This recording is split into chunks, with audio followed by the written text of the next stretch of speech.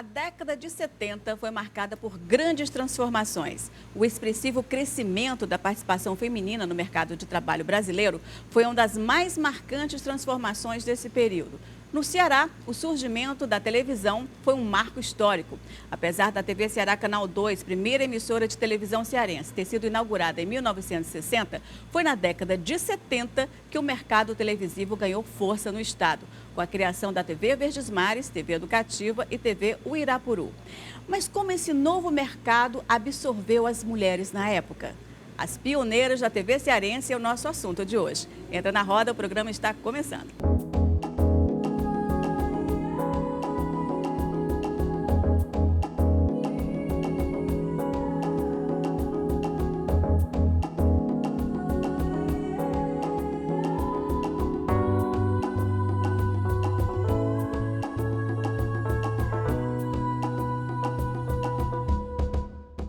Olá, sejam bem-vindos e bem-vindas à nossa roda. E no programa de hoje temos a honra de receber 3 mulheres incríveis que fizeram parte do início da televisão cearense e ajudaram a construir a nossa história. Está aqui com a gente a Rita Oliveira, que foi a primeira apresentadora do telejornal da Verdes Mares, a Fátima Bandeira, nossa primeira repórter, né? E aqui com a gente também a Mônica Silveira, que faz parte dessa história, foi uma das primeiras produtoras aqui também do Ceará. Sejam todas muito bem-vindas. E como vocês estão percebendo aqui, as meninas estão todas de máscara, porque a gente está nesse momento muito crítico, né, da questão da Covid. E o nosso programa também mudou, inclusive, nós estamos mantendo o espaço, do distanciamento que o protocolo exige. Mas hoje as meninas, elas estão com as máscaras exatamente para se proteger mais. E eu gostaria de começar essa nossa conversa de hoje falando um pouco a respeito desse início. Como é que era esse mercado de trabalho que estava começando? Como é que vocês vivenciaram isso? Primeiro eu quero agradecer o simpático convite a você, Lana Soraya, que me fez. E também boa tarde a todas e a todos os telespectadores. Que bom estar aqui com vocês. Eu gostaria só de fazer uma observação. Vamos revisitar o passado mais ainda antigo, que não foi nem exatamente na Verdes Mares. Eu, na verdade, comecei na TV Ceará, né? Na nossa querida TV Ceará, e Canal 2, né? E foi tudo muito novo, né? Naquela época em que a gente vivia, na questão da idade, a gente tudo novinha, né? A guerra dos hormônios, então tudo era muito grandioso, né? E aí quando surgiu o convite para vir trabalhar na TV Ceará e ser lançada mesmo essa máscara, né? Tira a paciência da gente. Nossa, né? Vai ter que segurar essa história de todo o tempo tá ajeitando. Mas é isso aí. Então veio o convite, foi muito interessante, porque eu fui lançada como a primeira noticiarista da TV Ceará. Então era um desafio muito grande, né, Fátima? E todas vocês que sabem e são estudiosas e acompanham, pesquisam, sabem como tudo que você começa e que você se abre à sua frente, né, um campo de ação em que você tem que se lançar e corresponder ao convite, né? E então, assim, veio como eu já falei, como um grande desafio e a vontade de agradar e de acertar, né? E esse é um período, a década de 60 e a década de 70, em que você tinha pouquíssimas mulheres na televisão e no jornalismo de uma maneira geral. Eram pouquíssimas jornalistas. E na televisão eram muito menos ainda. A gente ainda tinha uma regulamentação muito recente. As faculdades de comunicação eram muito recentes e as mulheres que trabalhavam em televisão eram muito discriminadas. Havia um preconceito enorme, né? Não eram moças de boa família, né? Como se dizia. Trabalhava em televisão. A gente enfrentou isso mesmo. Quando trabalhava em televisão, não eram moças de boa família. Esse era o sentimento. Geral, os artistas em geral, mas de uma maneira geral, o preconceito maior com a televisão. Teatro também, né? Mas, assim, no rádio você não sentia tanto esse preconceito. Na TV era muito forte. Isso. Talvez pela exposição da imagem, nós ficávamos expostos, porque nós ficávamos conhecidas, né? Então, talvez o preconceito se manifestasse muito mais pela exposição da imagem, eram figuras públicas que todo mundo passasse na rua conhecia. Então, havia, assim, um preconceito muito grande e a gente enfrentava isso cotidianamente. Cotidianamente enquanto mulheres e cotidianamente enquanto profissionais.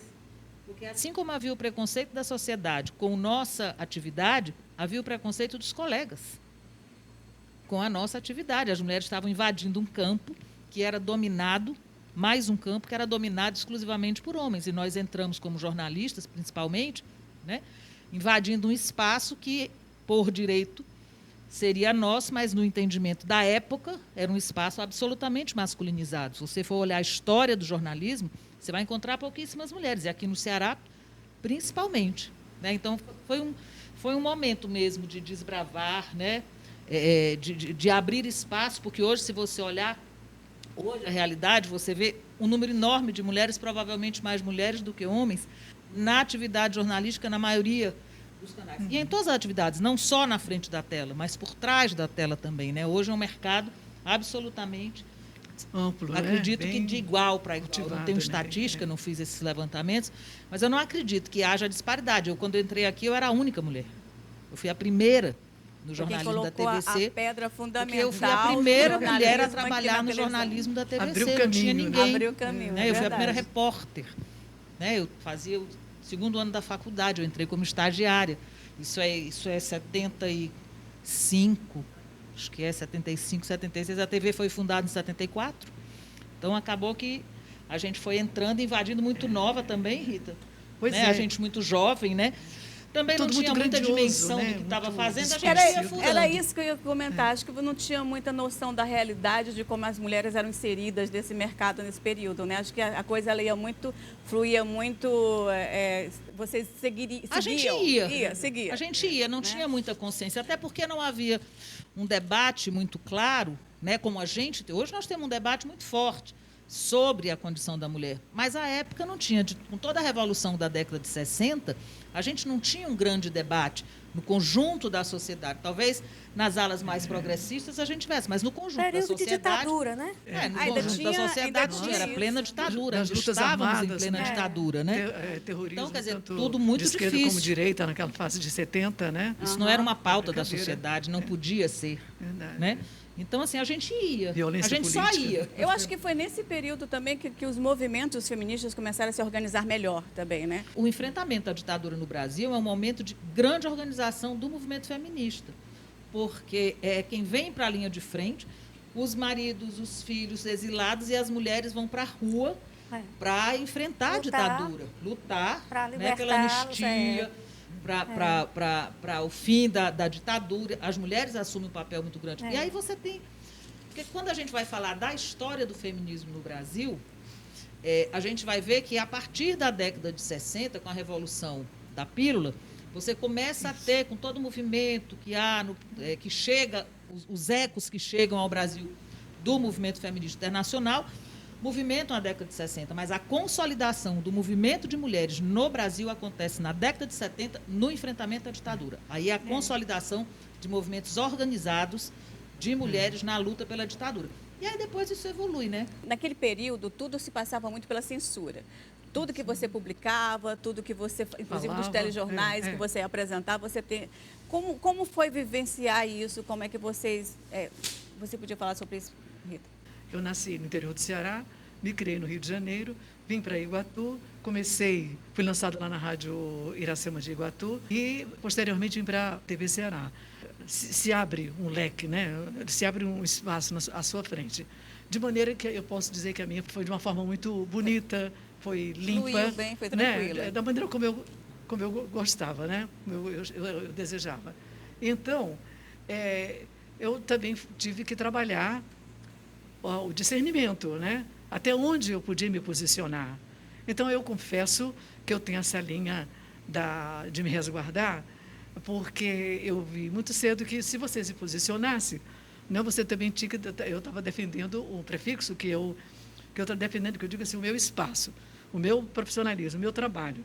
Né? Se eu começasse, pelo menos na minha época, que você está perguntando, eu tenho que me colocar lá na época, né? Claro. Me reportar As pessoas iam sendo forçadas a uma autocensura. Autocensura. Então, eu tinha assim, aquela aquela precaução de não escrachar a situação, está entendendo? Eu fazia isso em algum texto que eu pudesse me escrever, alguma coisa que eu pudesse me posicionar, mas na linha de frente, como se diz, da comunicação, eu dava uma freada, assim, eu não me... Sabe? Porque eu senti que aquela época, como nós já falamos, de lutas armadas, violência política, né? Muita censura, então eu tinha que dar uma freada, porque eu estava começando, né? Eu não podia me lançar, eu não tinha também essa porque era muito maior do vibe, né? Assim, e você também, né? Muitas pessoas que trabalhavam nesse período tiveram um comportamento dessa forma. Veja só, eu comecei a trabalhar nesta televisão, uma televisão oficial, né? Na época TV educativa, era uma televisão oficial. E, obviamente, que, em sendo uma televisão oficial educativa, nós tínhamos uma linha editorial muito clara. Então, você sentia o efeito da censura, efetivamente, do ponto de vista da censura local, a gente pode dizer, porque nós fazíamos jornalismo local, né? E a censura, ela se movimentava muito em termos das matérias nacionais, né? Do ponto de vista da TV, o que é que a gente sentia?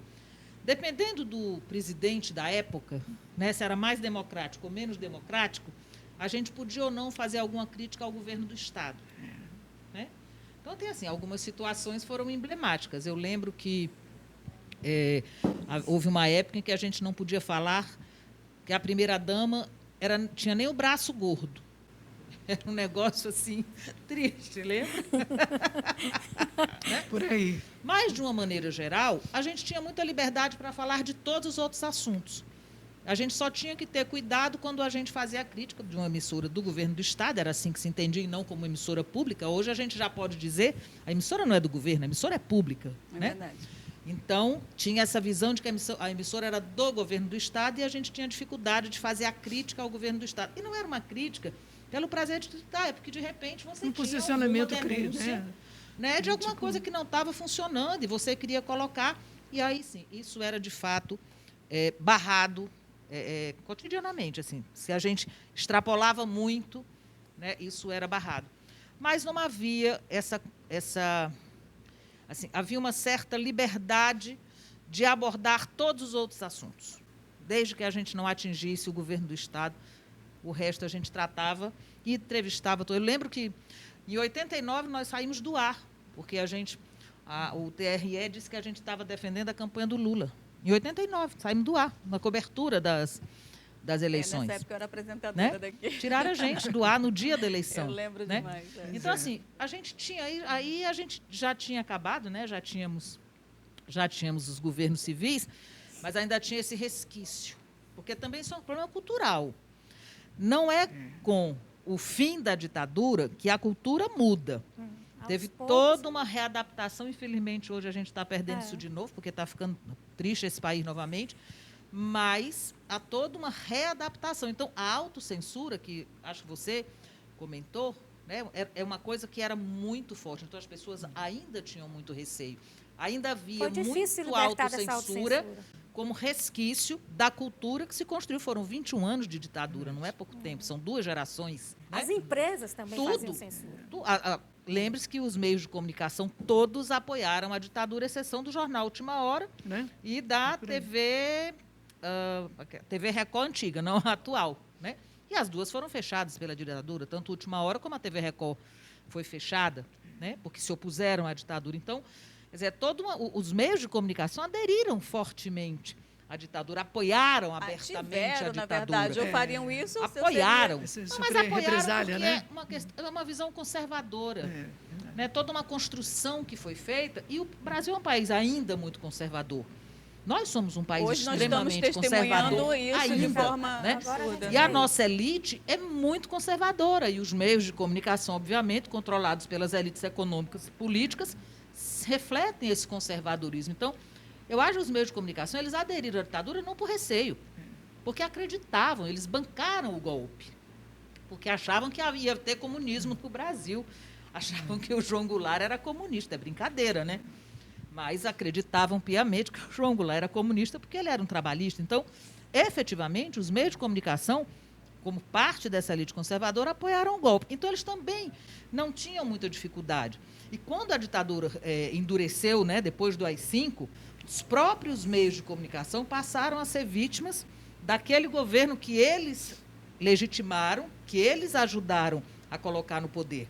E aí você sabe toda a história da imprensa brasileira, do empastelamento dos jornais, né, de tudo que aconteceu na época da ditadura. Mas isso vem já pós AI-5, que é o segundo momento da ditadura, que é o recrudescimento da violência do Estado. Um condicionamento doentio, né, que se emperra mesmo o progresso, o avanço, né,